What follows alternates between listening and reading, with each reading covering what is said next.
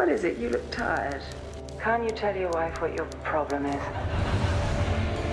Today we're talking about Only Lovers Left Alive, a 2013 vampire hangout film from director Jim Jarmusch, starring Tilda Swinton, Tom Hiddleston, Anton Yelchin, Mia Wasikowska, and John Hurt. Only Lovers Left Alive tells the story of Adam and Eve, two star-crossed lovers that have been alive for centuries with a taste for that bitter, coppery stuff. You know, blood. What's intriguing about this Jarmuschian take on the genre is the vampires are introduced as unbothered, supremely intelligent, and eloquent beings who enjoy interacting with art and music. But it's also an elaboration on the idea that being alive for this long would be kind of boring, right? Luckily, the two leads bring charisma that carry us through a movie that can sometimes feel slow. If you're new to a Jarmusch movie, this pacing is purposeful. He is creating a specific vibe and atmosphere for the viewer that hopefully you will find as intoxicating as it thinks itself to be. That intoxicating quality is because many of the script decisions feel very unique. This is a vampire movie through and through, and given that I have a renewed and real taste for bloodsuckers after 2024's Nosferatu adaptation, Jarmusch's take on Draculian aesthetics is highly appreciated. The movie opens with a record spinning, heroin-adjacent music spiraling outwards as we're introduced to our two leads, Adam and Eve, played by Hiddleston and Swinton. These are definitely vampires that have a penchant for the Brian Jonestown Massacre, or insert any drugged out musician you prefer here. The main thing is they look blissed out, numb, and kind of bored. Adam especially. Eve is more engaging, dressed in brighter colors, imbued with more personality, and almost floating through the back streets of Tangier as if she's not even there. It's kind of lonely being a vampire. Adam's decrepit mansion is blanketed between the decomposing manufacturing plants and car depots of Detroit. There's a romantic quality to his cozy abode and the musically historic setting of Detroit, adorned with lamps, junk, and books about mathematics and science. My favorite set piece of the movie is his music studio, immediately familiar to me as someone who has lived in rooms full of guitar cables, effect pedals,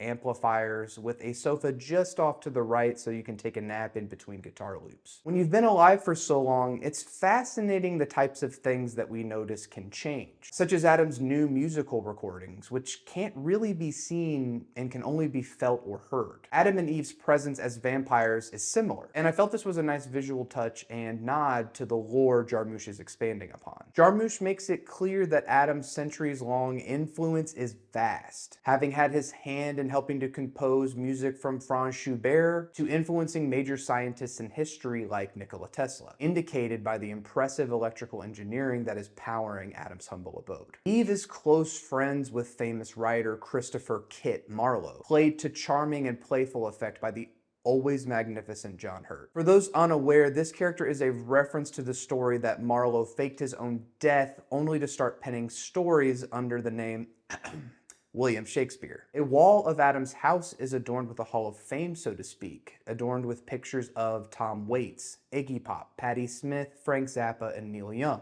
all which feel very personal to Jarmusch's work. There's a wink and a nod in each beat of the script, and you can tell Jarmusch is really playing the hits for the audience. This movie comes from a very specific and particular place and is clearly telegraphed on screen for the viewer. It is a movie for folks who nerd out about their heroes and icons, especially in music, film, and history. That personal touch is part of the appeal of this movie, as this is very much Jarmusch playing within the realm of his expertise. The movie feels a lot like moving pictures of music. Like, this is what you would visualize while listening to the songs of Adam and Eve. This concept is punched in even more because Jarmusch's band Squirrel, along with longtime collaborator Josef van Vlissem, score the movie, adding a feedback, glaze, and droney edge to what's happening on screen, or the lack thereof. Bloody cleverness oozes from every crevice of this movie. The scene where Eve has created frozen blood popsicles is easily my favorite of the film. Jarmusch's vampires pour their blood into apéritif glasses and sip it, savoring the special flavor, only to fall back into a hallucinatory opium den-like haze. Does this blood have some kind of cerebral, drug-like effect on them? We don't really know because Jarmusch chooses to not hone in on those kinds of details. It's just the vampires doing things for 2 hours, like FaceTiming each other on tube televisions and iPhones. But I enjoy that he gives space for the viewers to imagine these kinds of things. Nothing really happens, so to speak, in Only Lovers Left Alive. It's mundane, and it's supposed to be. Human life is mundane, and so is life for the vampires, except for the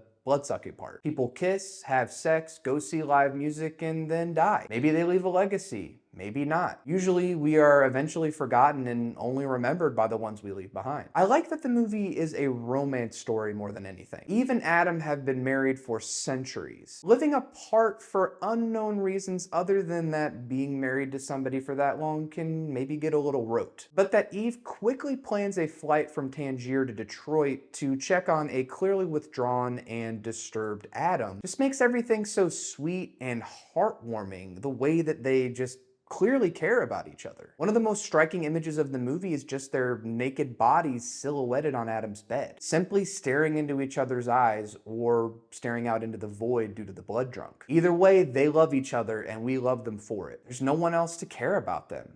They're all they have. Except for the arrival of Eve's sister, Ava, played by a gay Mia Wasikowska, and whatever happened to her? Ava's arrival presents the only real rising action of the film, which eventually causes Adam and Eve to flee to Tangier because Ava mistakenly drained Ian. Ian's basically a Renfield type who'd go run errands and bring back supplies for Adam like new guitars or wooden bullets, and was played by the great Anton Yelchin, R.I.P. As the movie wraps up, Kit having succumbed to blood poisoning, Adam and Eve are left with only one flask of the good stuff, aka the primo blood from the French doctor. Quickly running out of steam and blood, Adam and Eve take a seat in a corridor of the pockets of Tangier. They watch a couple make out nearby under a warm, dark blanket of stars. A blue crescent moon neon sign buzzes above them as Adam and Eve's eyes widen and fangs begin to vibrate. This image perfectly encapsulates the film. Beautiful moments of haunting clarity and simplicity. A succinct thesis statement not just for the lives of Adam and Eve, but the human zombies that they live amongst. At the end of the day,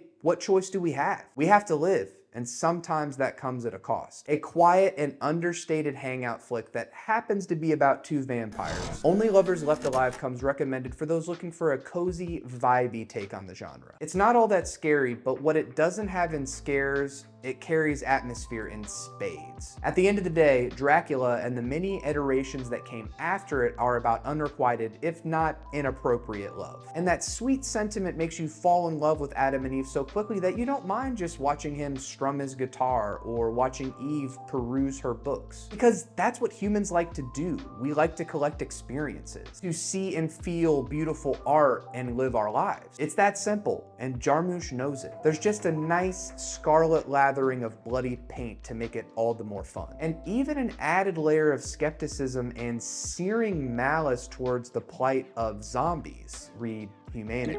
What are your thoughts on Only Lovers Left Alive? Is it your favorite vampire flick, or is it your favorite Jarmusch flick? Leave all the comments below, and before you go, don't forget to like and smash that subscribe button. Thank you all so much for watching this video and continuing to support the channel. Until next time, remember, humility gets you nowhere. Remember when you gave that string quintet to Schubert? I only gave him the adagio.